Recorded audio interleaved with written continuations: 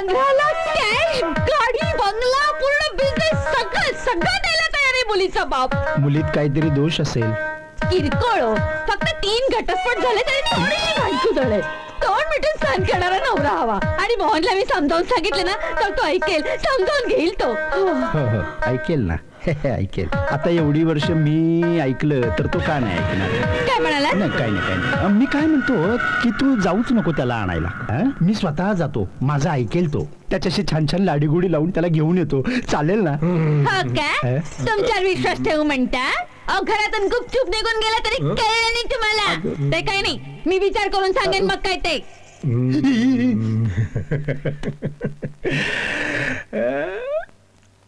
उद्या जर मी पेणला गेलो तर आमच्या भाडेकरूंवर जरा लक्ष ठेवशील का? भाडेकरूवर लक्ष ठेवायचं? ठेवीन ना. ती ठेवण्यासारखी. लक्ष रे, लक्ष ठेवण्यासारखं म्हटलं.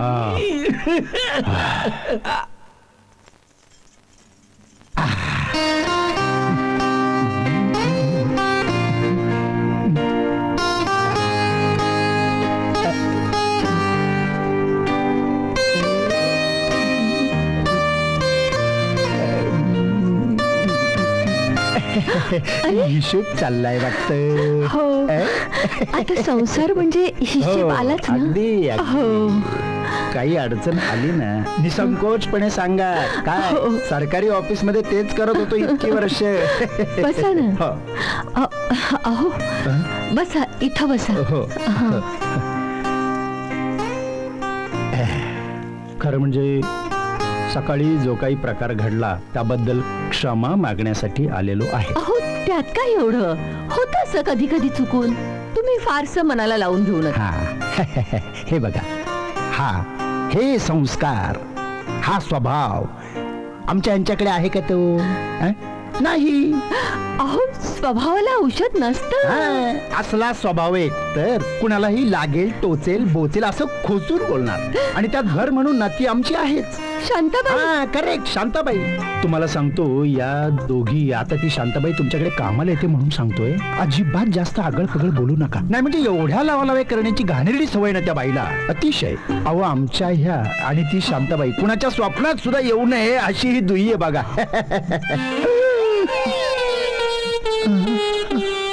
बाईसाहेबांनी घरभाड्याची पावती दिलीये, छापून ठेवा. हो मी ठेवून आलेच. तुम्ही बसा.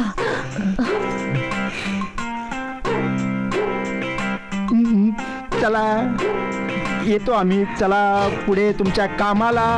चला लावा लाव्या करायला चला. अहो तुम्ही चालला? नाही काहीतरी घेऊन. नाही नको, निरंकर उपवास बाई माझा.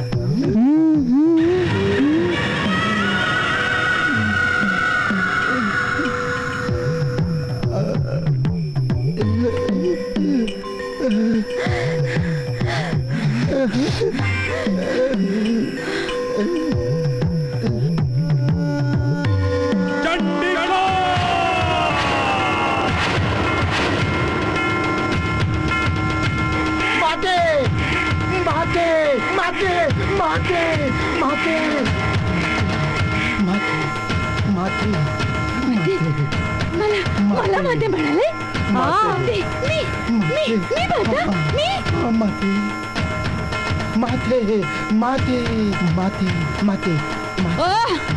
बोंबलायला काय झालं? परस्त्री माते समान असते, स्वतःच्या बायकोला माता म्हणत नाही. हे माते बिते जे काय आहे ना ते वर्कशीला जाऊन सांगा, कळलं? आणि असले धंदे इथे करण्यापेक्षा उद्याच्या उद्या पेणला जा आणि मोनला उचलून घेऊन या इकडे. म्हणजे परवा 15 लाख माझ्या हातात येतील, कळलं? चला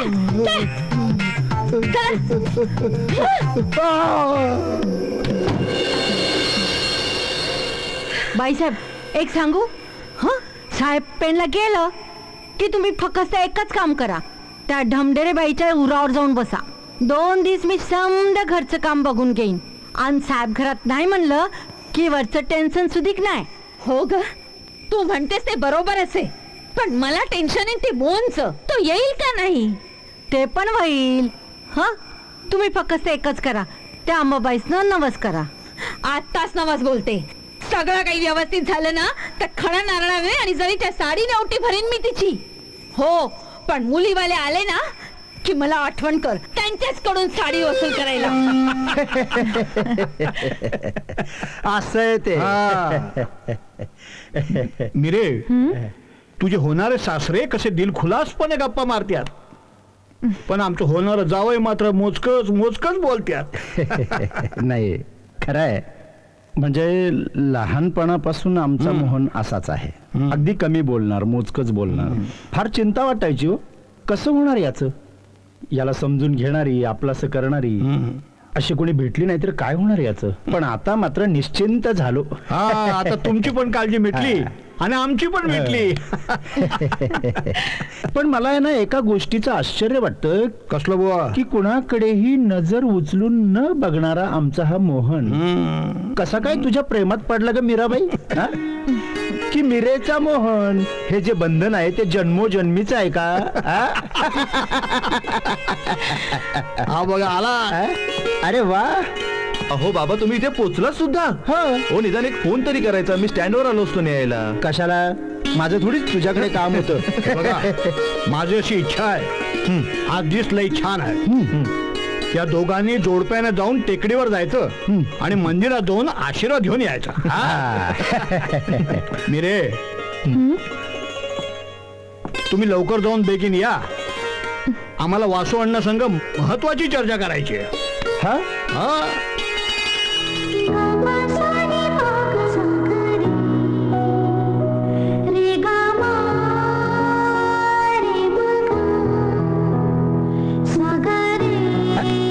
चला. जावा जावा. चला.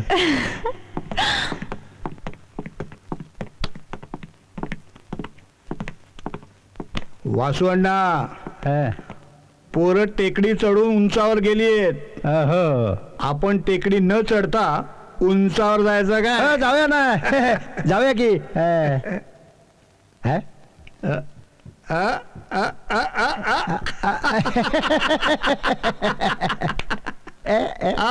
भले भले.